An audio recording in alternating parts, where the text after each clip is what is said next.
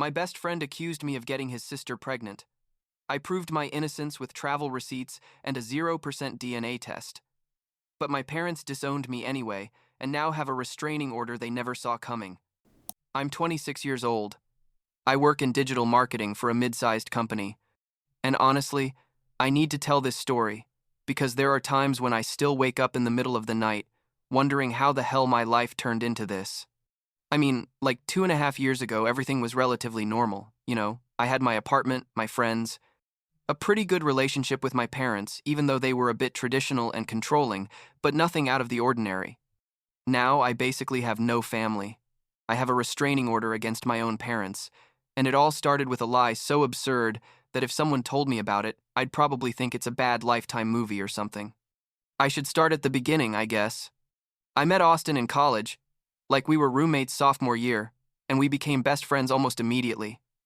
One of those friends you know is going to be in your life forever. You know what I mean? We graduated together, got jobs in the same city, well, neighboring towns technically, and we were basically inseparable. Austin had a younger sister, Monica, who when I met her was like 19 years old, I think. And from the beginning I noticed that something wasn't quite right with her. I don't want to be insensitive, but Monica had serious mental health issues. She'd been going in and out of therapy since her teens, and Austin had told me in confidence that she'd had several episodes where she'd make things up or accuse people of things that never happened. At the time, I honestly didn't pay much attention because Monica and I barely interacted. Maybe I'd see her at Austin's family gatherings like 2 or 3 times a year. And our conversations never went beyond a, "Hello, how are you?"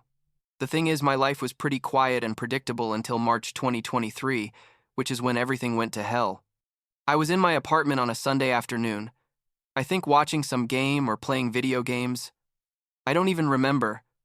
Well, when Austin called me and his voice sounded weird, like tense and uncomfortable. He told me, "Hey, I need to talk to you about something serious." And I obviously got worried because Austin was never dramatic about anything. We agreed to meet at a cafe near his house like an hour later, and when I arrived, he was already there with a face I'd never seen on him, like between embarrassed and scared. He sat down across from me, didn't even order anything, and just blurted out, "Monica says she's pregnant and that you're the father." I honestly thought it was a joke at first, like I laughed and told him something like, "Very funny, man." But Austin didn't laugh. He just looked at me and repeated, "Seriously?" She says, "You two are expecting a baby together." And that's when I felt like someone had thrown a bucket of ice water on me because I realized he was serious. I told him, "Austin, I've never touched your sister. Literally, we've never even been alone for 5 minutes. What is she talking about?"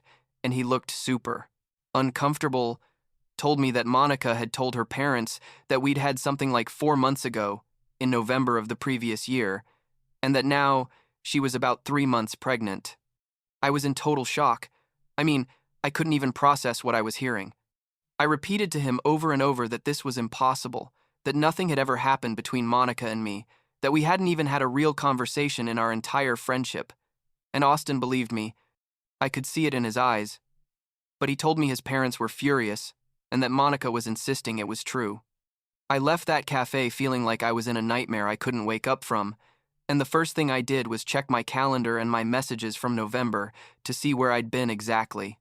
Turns out in November 2022, I'd traveled to Chicago for work for almost 3 weeks.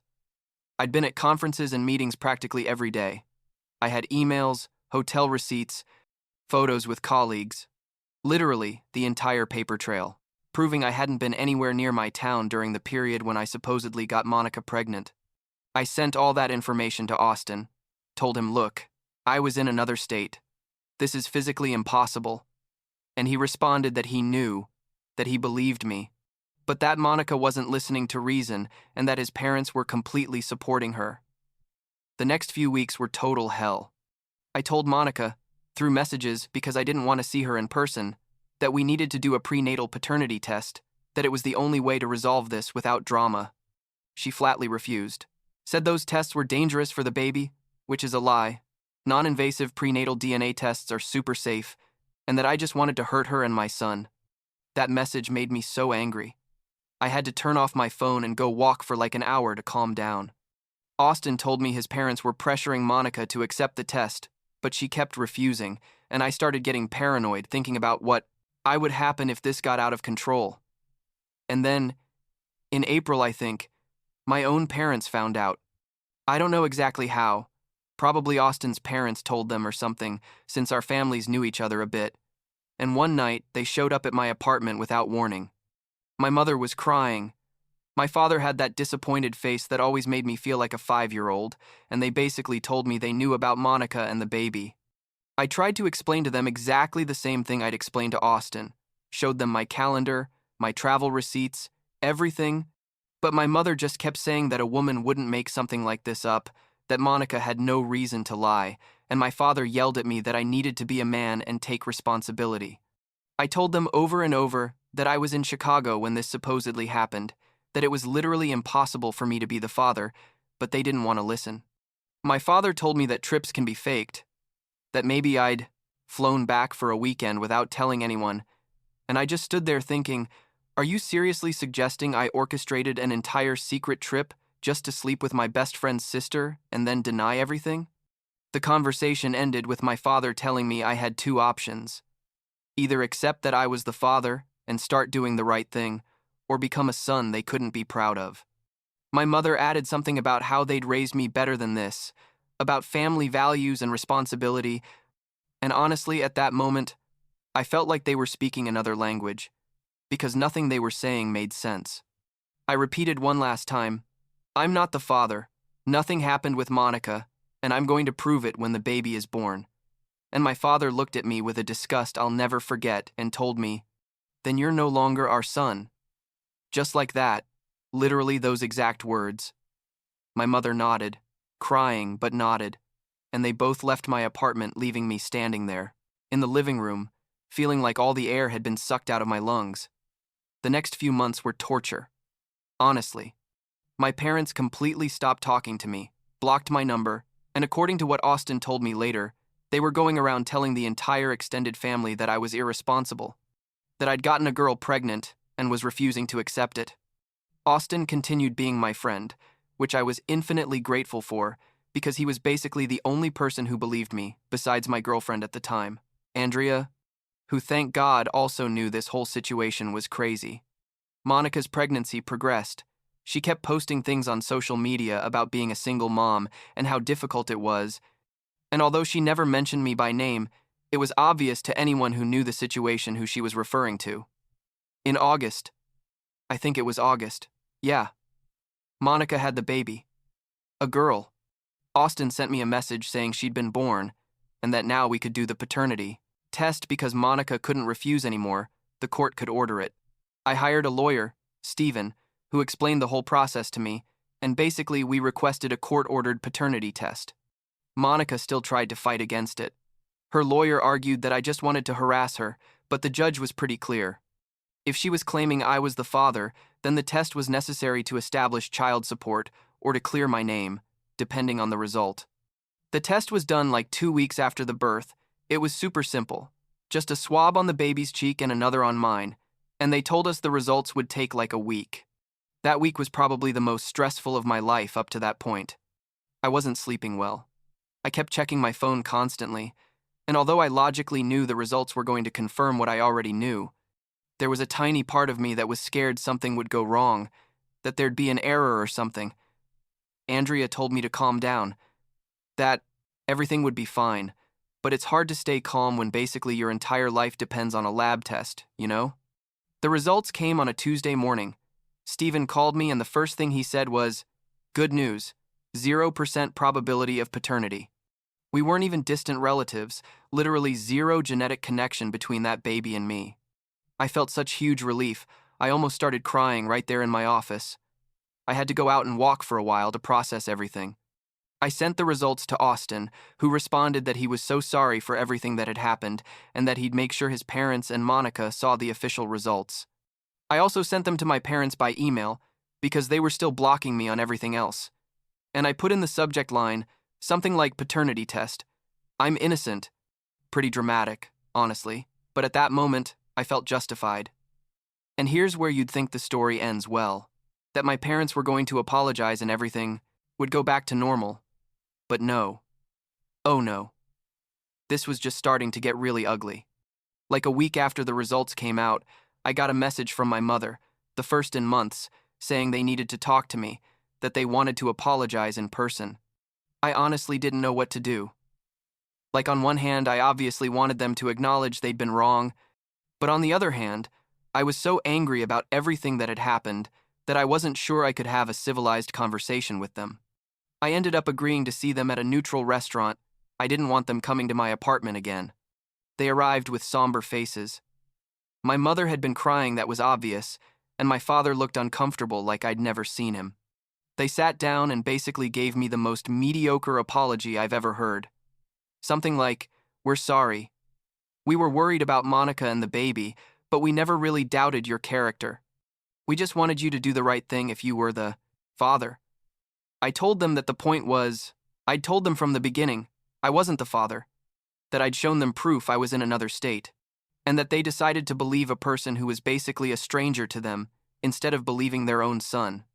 My father tried to justify himself, saying that the appearances were very convincing, that Monica seemed very sure, and I kind of exploded, told them that appearances shouldn't matter more than trusting your son, that they'd disowned me without even giving me the benefit of the doubt. My mother took out an envelope and put it on the table, said they wanted to compensate me for the stress they'd caused, that they understood I'd probably spent money on lawyers and tests. I opened the envelope and there was a check for $5,000, and honestly, it made me so angry I had to control myself not to rip it up right there. I told them they couldn't buy my forgiveness, that this wasn't about money but about trust and loyalty, and that they demonstrated that their traditional values and their need to look good to the community were more important than me. I gave them back the check and told them I needed time, that I wasn't ready to forgive them, and I left the restaurant, leaving them there. I thought after that they'd leave me alone, that they'd understand I needed space. But it turned out my parents don't know what it means to give someone space. Like 2 weeks later, I started getting messages from friends and acquaintances, people I hadn't seen in years, asking me if I was okay, if it was true I'd been in legal trouble, if I needed help.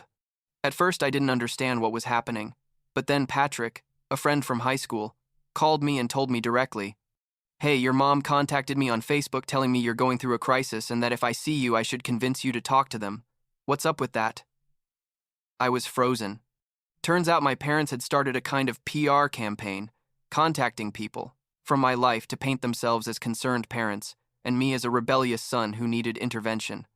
And not only that, they also started spreading rumors, and I know because Monica was apparently helping them, saying I'd falsified the paternity test results, that I'd paid the lab to change the results or something. It was so absurd I didn't even know how to respond. Like, do people really think you can falsify a court-ordered DNA test? But apparently enough people in my hometown did believe it, or at least they liked the gossip, because I started noticing weird looks when I visited Austin or went to the supermarket there. The worst thing happened in October. I was working normally in my office when my boss, Daniel, called me to his office with a serious face that scared me. He asked me if everything was okay at home, if there was any problem I needed to share with HR. I told him no, everything was fine. Why? And he showed me his phone. My parents, my own parents, had called my work, talked to the receptionist, pretending to be concerned relatives, and said they were worried about my mental health, that I'd been acting erratically, and that they thought maybe I was using drugs or something. Daniel knew me well enough to know that was ridiculous, but he told me he had to document the call and that if my parents kept contacting the company, we'd have to take more serious measures. I left that meeting shaking with rage, literally couldn't believe they'd gone that far. That same week, I talked to Stephen again, my lawyer, and told him everything that was happening. He recommended I request a restraining order, that this had gone from being family drama to being harassment. I didn't want to go that far, honestly, because a part of me still had hope that eventually things would calm down. But Stephen was very clear. Told me this was only going to escalate if I didn't set legal boundaries. We requested the restraining order against both my parents, documenting all the messages, the calls to my work, the reports from friends who'd contacted me, everything. The judge approved it without much problem, said there was enough evidence of harassment and that my parents needed to stay away from me, my work, and my residence. You'd think a restraining order would be enough for two adults in their 60s to get the message, but no. Like a month later, I left my apartment one morning to go to work, and my car, a 2018 Honda Civic that I loved, had the word liar scratched into the hood with a key or something. It was so deep you could see the metal. It was going to cost like $1,000 or more to fix. I called the police. They made a report. And although there was no direct proof of who'd done it, I knew perfectly well who it had been, or at least who'd ordered it. The officer told me that if anything else happened, there would definitely be more serious consequences, because violating a restraining order is a crime. Then, and this is when the situation went, from ridiculous to completely surreal, my parents sued me. Yes, they sued me. In December 2023, I received legal papers where they alleged I'd caused them severe emotional distress, that I'd defamed them by saying they'd disowned me without reason, and that the restraining order had caused damage to their reputation in the community. They were asking for monetary compensation and for the restraining order to be withdrawn. Stephen almost laughed when I showed him the papers, told me it was one of the most frivolous cases he'd seen, but that we had to respond anyway. The legal process lasted like 3 months. It was stressful and expensive. Although Stephen gave me a good price because he genuinely felt sorry for my situation. We had to present all the evidence again. The paternity test, the harassment messages, the testimonies from my boss and my friends, basically build a complete case for why I was the victim here and not them. The hearing was in March 2024. My parents and I were in the same room for the first time in almost a year. They looked older, more tired, and for a second I felt sorry for them. But then I remembered everything they'd done, and that pity evaporated. The judge was pretty straightforward. Heard both sides, and basically told my parents their case had no merit, that I'd been falsely accused, that I'd proven my innocence, and that their behavior after the test results was inexcusable. Not only did he dismiss their lawsuit, but he ordered them to pay my legal costs, which were like $8,000 or so. My father tried to argue, but the judge cut him off, told him to be careful because the next step could be criminal charges for harassment. I left that court feeling a mixture of relief and sadness, like I'd won, but I'd also lost my parents in the process, you know what I mean? After that, there were like 4 months of relative peace. My parents didn't contact me directly. The restraining order was still in effect, and I was trying to rebuild my life. Andrea and I had broken up in February, not because of the drama with my parents, but because we simply realized we wanted different things. But we ended it well and remained friends. I started therapy because, honestly, all this had left me pretty messed up mentally. I had trouble trusting people and was constantly paranoid that something else was going to happen. And then, in July of this year, my cousin Diana sent me a message asking if I was going to go to the family reunion my parents were organizing for August.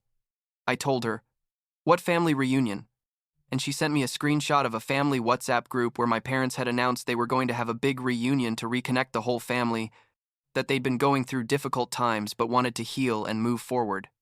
The message didn't mention me specifically, but Diana told me several uncles and cousins had asked her if I was going to be there, that my parents were apparently telling everyone I hoped I'd go and that we could reconcile in front of the family. I couldn't believe it. After everything, after the restraining order, after the lawsuit, after a judge literally told them to leave me alone, they were still trying to force some kind of public reconciliation where I'd probably look like the bad guy if I didn't go, or if I didn't forgive them in front of everyone. I told Deanna I wasn't going, that my parents knew exactly why I wasn't going, and she told me she completely understood, but that some relatives were going to be disappointed. I responded that it was okay, that people who really knew and supported me would understand my decision. I decided to send my parents an email, the last one I planned to send them in a long time, making it super clear I wasn't going to any family reunion, that I wasn't interested in reconciling, and that they needed to accept that their behavior had destroyed our relationship probably permanently. I told them I respected that they were my biological parents, but that didn't give them the right to treat me the way they treated me, and that if they really loved me, they'd let me live my life in peace. I didn't get a response, which honestly was a relief. The family reunion was like 2 months ago. Obviously, I didn't go. And according to Diana, it was super awkward because several relatives asked about me and my parents, had to admit I hadn't accepted the invitation. Apparently, my uncle Roberto, my father's brother, asked them directly what had really happened between us and my parents. Tried to give a super edited version of events where they were victims of a misunderstanding, but Diana told several cousins the truth about Monica, about the paternity test, about everything. I don't know exactly what happened after, but Diana told me there was quite a bit of tension, and the reunion ended early. Now I'm here. I'm still 26, almost 27. I work at the same place, live in the same apartment. And the truth is, my life is pretty quiet without my parents in it. I'm not going to lie and say it doesn't hurt. There are moments when I see friends with their families and feel a pang of sadness for what I lost. But there's also a huge relief in not having to deal with their constant drama. Austin and I are still friends. He apologized like 1,000 times for everything with Monica, even though it obviously wasn't his fault. And his family eventually cut contact with her too, after she tried to accuse another guy of something similar a few months after my situation.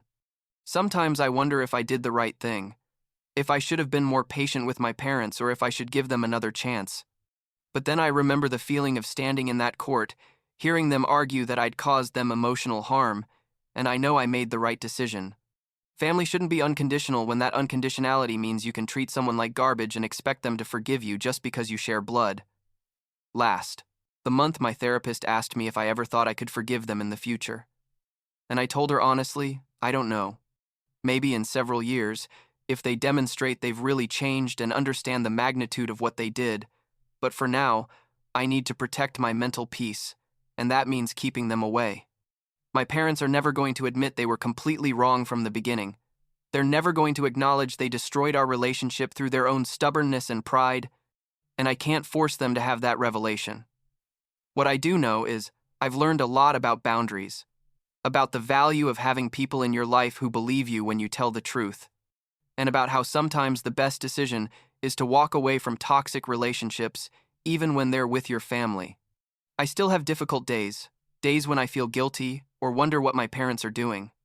But overall, I'm better now than I was 2 years ago. I have good friends, a job I like, and the freedom to build my own life without having to prove anything to anyone. And as for Monica, according to the last I heard from Austin, the girl is being raised by her real father, a guy she met on a dating app and had a brief relationship with before all this mess. He didn't know she was pregnant until my paternity test results came out and Austin contacted him. Apparently now, they have a custody arrangement and Monica is in treatment again. I don't feel anything toward her, honestly. Not anger or pity, just a kind of emptiness because she was the spark that lit this whole fire, but in the end, my parents were the ones who poured the gasoline. I guess if there's anything positive to take from all this, it's that now I know exactly who's on my side when things get difficult. I know Austin is a true friend because he believed me from the beginning, even when that meant going against his own sister. I know Diana is real family because she supported me and told other relatives the truth, when it would have been easier to stay neutral. And I know Stephen is an excellent lawyer who genuinely cared about my case beyond the money. I also learned you can do everything right. Have all the proof in the world of your innocence. And there will still be people who decide not to believe you because your truth doesn't fit the narrative they want or need. My parents needed me to be the irresponsible one, to be able to feel justified in their initial anger. And when it became clear I wasn't, instead of admitting they were wrong, they decided to double down and turn me into the villain of a completely different story. It's crazy, but it's also common, according to my therapist. People prefer to distort reality rather than admit they made a serious mistake. The restraining order expires next year. I'm not sure if I'm going to renew it or not. Part of me wants to let it expire because I feel like I've already made my point and don't want to keep being tied to this situation legally, but another part thinks it's better to keep that official barrier just in case.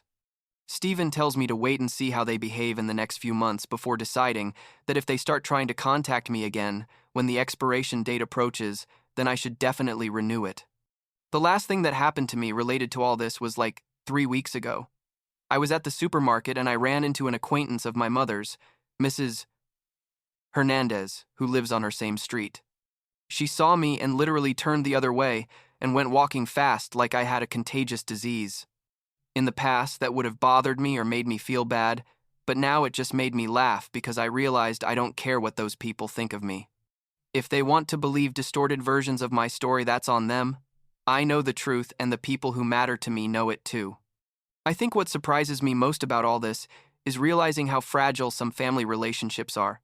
I always assumed that, no matter what happened, my parents would be on my side, that it was like a universal law or something. But it turns out their love was conditional in ways I never imagined.